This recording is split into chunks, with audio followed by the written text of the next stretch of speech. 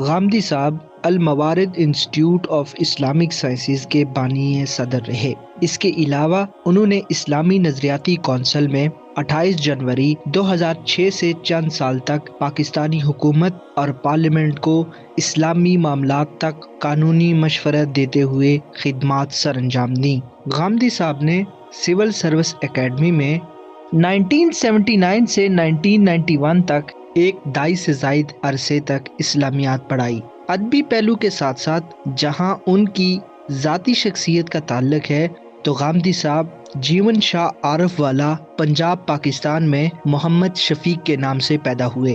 انہوں نے بعد میں اپنا نام جاوید احمد غامدی رکھا۔ ایک صوفی گھرانے میں پرورش پانے والے غامدی نے جدید اور روایتی دونوں طرح کی تعلیم حاصل کی، جس میں گورنمنٹ کالج لاہور شامل ہے، جہاں 1972 میں انگریزی ادب اور فلسفہ میں گریجویشن کیا۔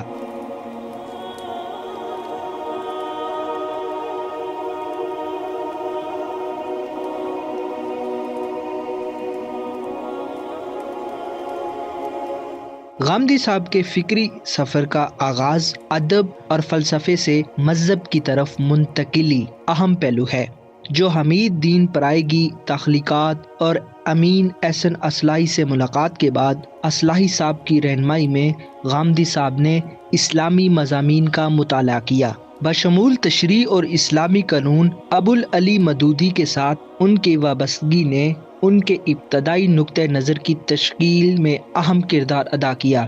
غامدی صاحب کے 2001 میں شائع ہونے والی ایک کتاب میزان میں انہوں نے اسلام کے بارے میں اپنی تفہیم کو پیش کیا، جس میں قرآن و سنت کو واحد ماخذ کے طور پر تصوف کلام، فقہ اور دیگر اثرات سے الگ رکھنے پر زور دیا ہے، جہاں پر کچھ اختلافات بھی دیکھنے کو ملے۔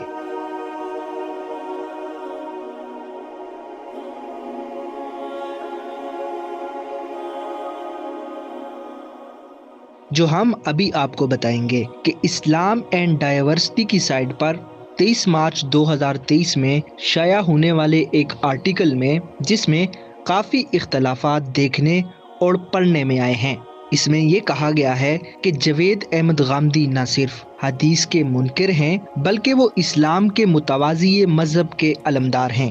اس کی فصیح زبان سے یا فساد دور دور تک پھیل گیا۔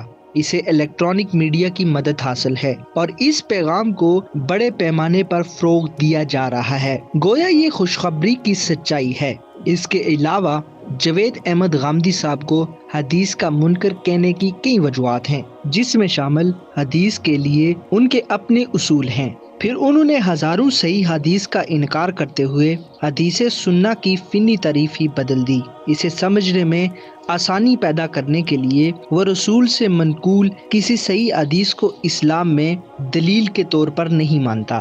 مزید یہ کہ جاوید غامدی صاحب کی تردید میں پاکستان کے روایتی علماء سب سے آگے رہے اور غامدی صاحب کے بیانات پر مشتمل متعدد کتابیں لکھی جا چکی ہیں۔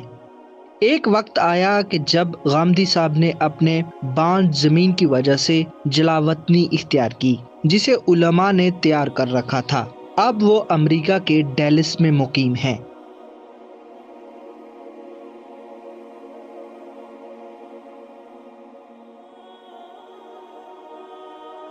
2010 میں ان کی امریکی منتقلی مخالفت اور ان کی جان کو لاحق خطرات ہیں۔